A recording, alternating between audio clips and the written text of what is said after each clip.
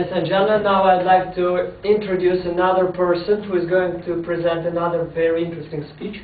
Ladies and gentlemen, probably you know, I would say this is not a new member in the EBA Club, but still a very promising one. The member who is normally amusing everyone with her speeches.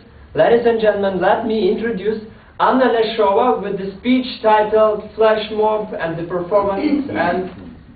Performance art or act of silliness. Yes, so that's correct. I'll explain. So, good evening, ladies and gentlemen. Please raise your hand if you know what is flash mob. Oh. And now, please raise your hand if you have ever participated in any flash mob. Oh. And now raise your hand if you have ever seen one. On the video. Okay.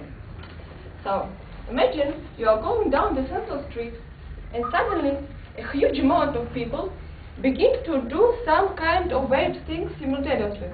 Jumping, falling down or applauding without any apparent reason. Don't call the ambulance. It's not a mass craziness, you are witnessing flash mob. So flash mob defined as a group of people organized via the internet and assemble in a public place. They partake in a silly and harmless activity and then disperse as quickly as they arrived, leaving the onlookers dazed and bewildered at what they have just experienced.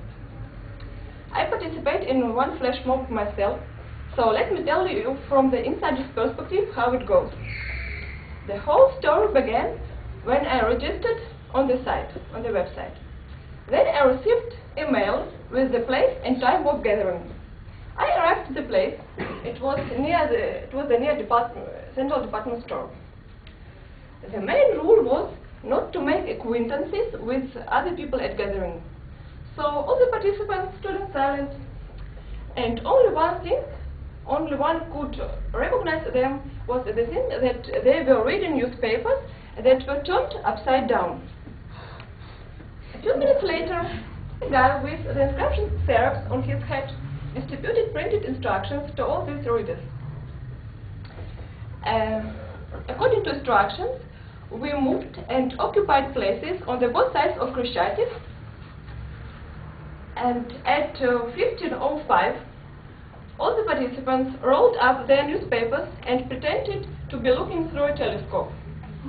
The main rule was to be serious and not to laugh. When passers-by asked what we are looking at, according to instructions, we proposed that they join us and gave them a telescope.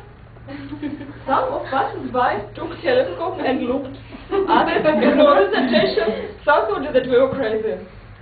Their faces expressed incomprehension, amazement, confusion. It was very fun to observe their behavior. At 15:10, all the 200 participants quickly left the place.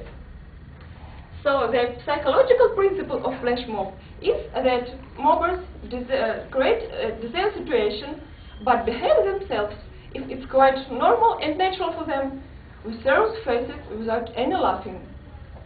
The first flash mob was created by Bill Wasick, the senior editor of Harper's newspapers, and it was unsuccessful because the guard of department of retail store was tipped off about the plan of the people together.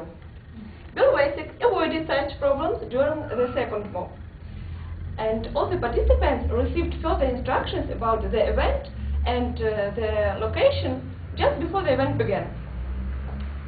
According to instructions, over 100 people gathered in a home furnishing department of the Mercer department store.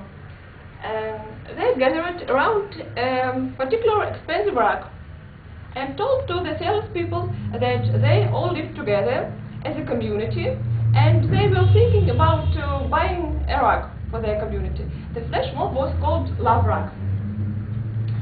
One of the most notable flash mob was the International Pillow Fight Day that occurred this year on March 22nd.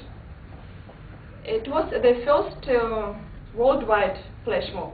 In 25 years around the world, mobbers had fight of pillows.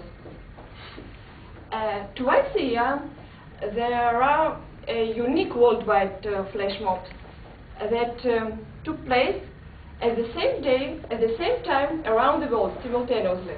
For example, at 6 p.m. in London, at 10 p.m. in San Francisco, and at 5 a.m.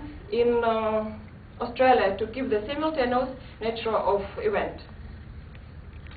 Now you know what flash mob is.